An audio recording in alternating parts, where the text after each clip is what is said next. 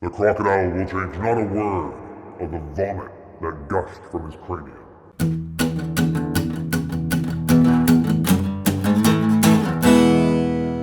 Better than food, man.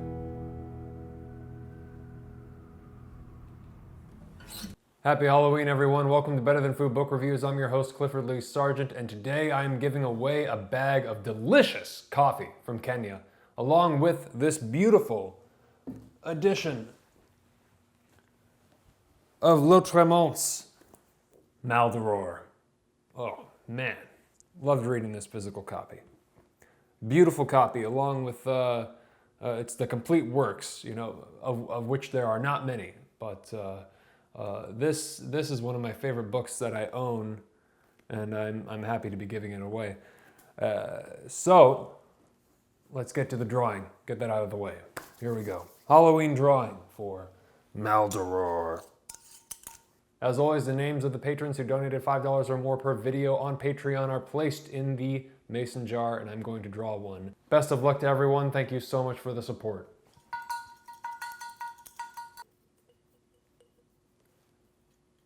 Derek Z.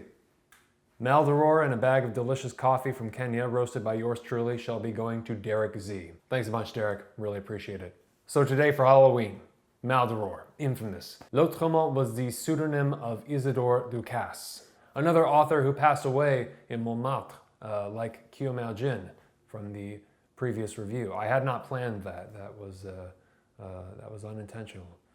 Kind of spooky. I wanted to review a Gothic novel for Halloween, but while Maldoror may use tropes from Gothic literature to great effect, it is something much, much more. This is like the end-all be-all, right? This is far, far overdue. This one is, I don't know if I'll ever be able to wrap my head around Maldoror. So if this is your first time reading Maldoror, I envy you. You're in for something. You're in for something else. Les Chants de Maldoror, Les Chants de Maldoror, the Songs of Maldoror. Maldoror, according to this blog post, this great blog post that I've linked to in the description box below, seems to have the echoes of three French words, right? Mal, or evil, or contrary to virtue. Or, gold, or, you know, metal with the highest value. And horreur, you know, horror, or dread. Horreur. The name obviously suggests the character, our main anti-hero that it's given to, he who is the most evil. Published in 1868, the book is divided into 6 cantos, 6 songs, knocking down walls of traditional structure and breaking all kinds of rules. Unexpectedly shifting tones, characters, and viewpoints. Very unreliable. When reading Maldoror, you have to drop any expectations of plot, structure, or anything of tradition. You just have to dive into this, right? Just let it wash over you like an avalanche of black bile. It's a novel, it's a poem, a prose poem. Plainly put, I don't know what the fuck this book is. For that reason and many others, I love it. To describe it very loosely, it's about a man who is set out to destroy mankind and God, taking his revenge for being, basically. Back in that blog post, there's a line that says, ironically, this is a profoundly religious work because it is not atheist. Maldoror / Lautréamont knows for sure that God exists, and his belief is sustained not by love of God, but by an absolute, implacable hatred of God. It's an explosion of cynicism at the horror of reality, resulting in this epic grand guignol black comedy. It's no wonder that the book was a favorite among the surrealists, you know, Dali, Breton, Artaud, and so on. Octavio Paz was a fan, David Bowie was even a fan. The painter Modigliani used to carry a copy around in his pocket and read from it out loud. According to Wikipedia, he learned it by heart. Similar to Rimbaud, although Maldoror predates A Season in Hell by a few years, Ducasse wrote his masterpiece and then promptly disappeared off the face of the earth. He died at the ripe old age of 24. While he was alive, it looks like he had very few friends, which probably contributed to the genesis of Maldoror. Everyone loves you when you're dead. Nobody really knows anything about him. Didn't want to leave any memoirs. There's like nothing on him.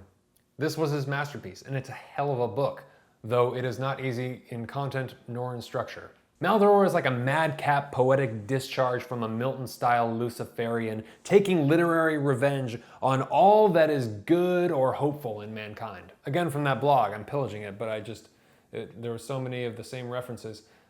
They borrowed this line from Milton's Paradise Lost, which I've reviewed before, and this is from Satan, where he says, "All is not lost, the unconquerable will and study of revenge, immortal hate and courage never to submit or yield." And that's the character, like, in a nutshell, right? That's the spirit of Maldoror. Nothing is shied away from in Maldoror. Nothing. I mean, it's anarchic black humor where the laughs are also screams. It's the literary equivalent of a Francis Bacon painting or the art of Herman Nietzsche. When you're in your late teens and early 20s, it seems like you have this exuberant arrogance that, if you're precocious like Ducasse, you find the right outlet, can ignite like gasoline thrown on fire. It just has to be done right? It's like, if only you could find that way, then you could produce something like this. It's just astounding, 24. I mean, because the instinct is to challenge convention, right? Break down the old standards, tear it all away, and open a space for something new, something intense, something with blood. When expressed by folks of that age group, it's often boring and generic, right? But Maldoror captures that satanic spirit of rebellion with such a bold and unique style that it's impossible not to be fascinated, or repulsed, or both, by the originality of Ducasse's mind. This is from the introduction by Lequiaud. All Lautréamont-Ducasse's work is consistent. It explores the different possibilities and limitations of fiction, of literature as artifact. Les Chants de Maldoror and the Poésie are different approaches to the alchemy of the word. When we read in Les Chants, "I know that my annihilation will be complete," it is as if death is seen as illegibility, oblivion being the state beyond language and words. Words are our very life, and in the beginning was the word as life.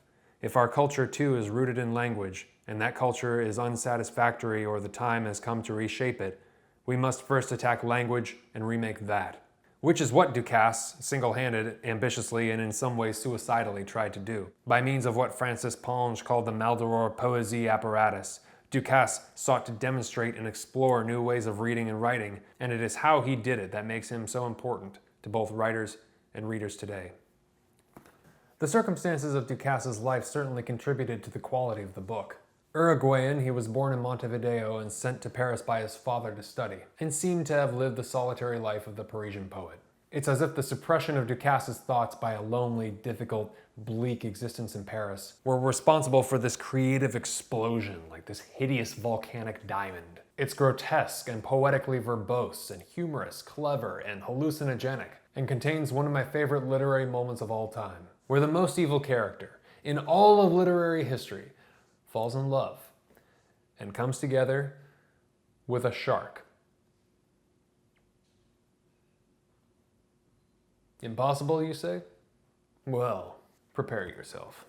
The infamous moment I speak of takes place when Maldoror watches a shipwreck from the shore, along with the slaughter of its crew by a gang of sharks. What is this army of marine monsters swiftly slicing through the waves? There are 6 of them, with sturdy fins that cut a path through the heaving waves. The sharks soon make merely an eggless omelet of all the human beings who flail their 4 limbs in this unsteady continent and share it out according to the law of the strongest. Blood mingles with the waters and the waters with blood. Their savage eyes sufficiently illumine the scene of carnage. But what is this new turmoil in the water, yonder on the horizon? A waterspout approaching, perhaps. What strokes? I realize what it is. An enormous female shark is coming to partake of the duck liver pâté, to eat the cold boiled beef. She is raging, ravening. A battle ensues between her and the others to contest the few palpitating limbs that here and there bob silently on the surface of the crimson cream. To left and right her jaws slash, dealing mortal wounds. But 3 live sharks surround her still, and she is forced to thrash around in all directions to foil their maneuvers. With a mounting emotion hitherto unknown to him, the spectator upon the shore follows this new variety of naval engagement. His eyes are fixed on this valiant female shark with her vicious teeth. He hesitates no longer. Musket to shoulder, and adroit as ever, he plants his second bullet in the gills of one of the sharks as it shows itself a moment above a wave. 2 sharks remain, displaying even greater tenacity. His mouth full of bile, the man throws himself off the rock's summit into the sea and swims towards the pleasantly tinted carpet, gripping the steel knife he always carries. From now on, each shark has one enemy to reckon with. He heads for his weary adversary and, taking his time, buries the sharp blade in its belly. Meanwhile, the mobile fortress easily disposes of her last opponent. Swimmer and female shark he has rescued confront each other. For some minutes, they stare warily at one another, each amazed to find such ferocity in the other's stare. They swim, circling, neither losing sight of the other, each thinking, "Till now I was wrong. Here is someone wickeder than I."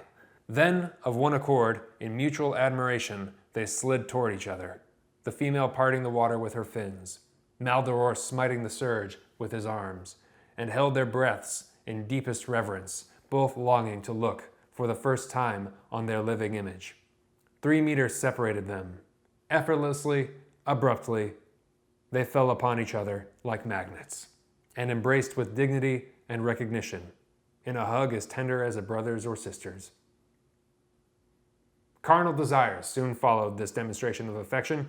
A pair of sinewy thighs clung to the monster's viscous skin, close as leeches, and arms and fins entwined about the loved one's body, surrounded it with love, while throats and breasts soon fused into a glaucous mass, reeking of sea-wrack. In the midst of the tempest that continued raging, by lightning's light, the foamy wave their nuptial couch, borne on an undertow as in a cradle, they rolled over and over towards the unknown depths of the briny abyss, and came together in a long, chaste, hideous coupling.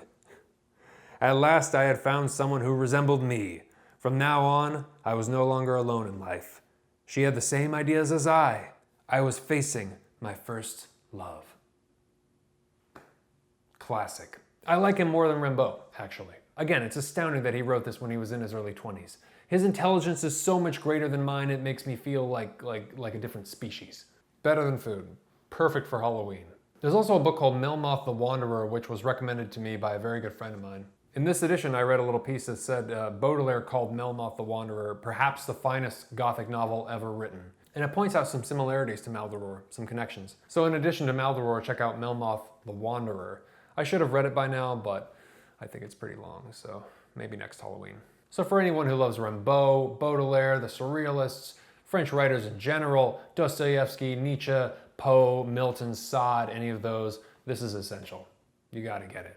Maldoror by Lautréamont, Better Than Food.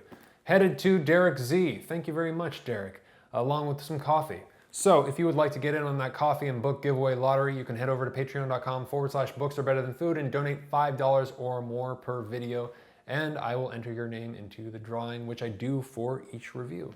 So, thank you very much, and thank you to all of those who have supported it already. Really appreciate it. Please subscribe if you have not already for more freaky books that everybody forgot about except for me. You can also find me on Twitter and Instagram. I'm all over that stuff. If you could sacrifice 2 seconds of your time and go over to the Facebook page and click the like button, it would really help me out. I'm trying to get those up a little bit. Appreciate it. Thank you. Always remember, life is far too short to read bullshit. Happy Halloween, everyone. Take care. Have a great night. Ciao.